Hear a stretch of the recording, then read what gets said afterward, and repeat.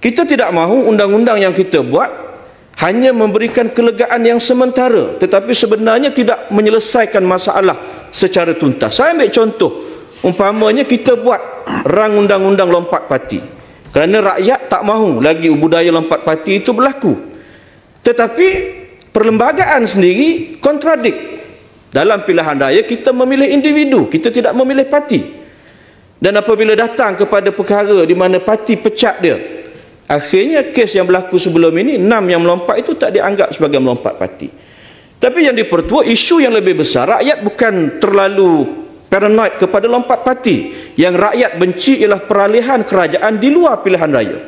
Kerajaan bertukar dalam tempoh 5 tahun. Itu sebenarnya masalah yang besar. Sebab itu saya pernah mencadangkan, kenapa tidak kita melihat sistem di negara jiran kita. Negara jiran kita, mereka perlukan simple majority untuk menjadi presiden, wakil presiden. Tetapi untuk melengserkan, untuk memecat seorang presiden, dia tak cukup dengan simple majority. Dia memerlukan two-third majority dalam majlis permesyuaratan rakyat.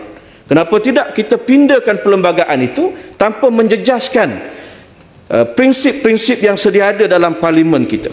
Sebab itu juga saya mengharapkan dalam soal perkhidmatan parlimen, betul ada kekurangan. Kita mengharap perkhidmatan parlimen ini betul-betul bebas. Kita mengharap dari sudut kebebasan autonomi kewangan umpamanya. Kalaulah bajet yang dibuat oleh pentadbiran parlimen boleh dipadam oleh pejabat KSP, boleh dipadam oleh ketua setiausaha perbendaharaan ataupun pegawai-pegawai dia, di mana autonomi yang kita perjuangkan? Dan kerajaan sendiri mesti beri kebebasan supaya parlimen sendiri berhak untuk menentukan belanjawan kita, dan mungkin boleh dilibatkan pegawai daripada KSP itu untuk memberikan pandangan. Bukannya kita buat bajet kita tapi orang boleh padam sesuka hati. Itu contoh.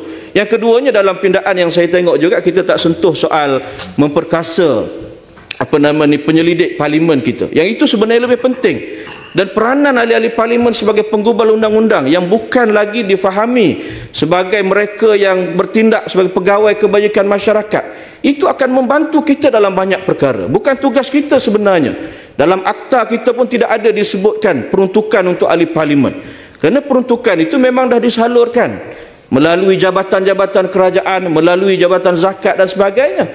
Tetapi oleh kerana masalah sistem yang telah sekian lama, kerana sistem politik kita yang nak mempertahankan kuasa, itu menyebabkan herotan-herotan itu telah berlaku dan merosakkan sistem politik kita.